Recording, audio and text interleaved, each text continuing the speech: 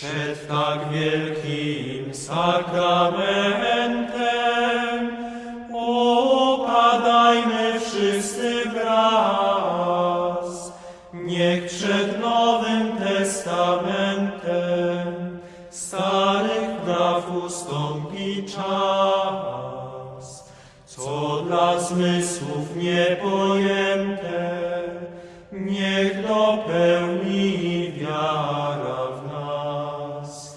Bogu Ojcu i Synowi o wszystkie nieśmy dni, niech podaje wiek wiekowi hymn tryumfu dzięki czci, a równemu im duchowi niechaj wieczna chwała brzmi.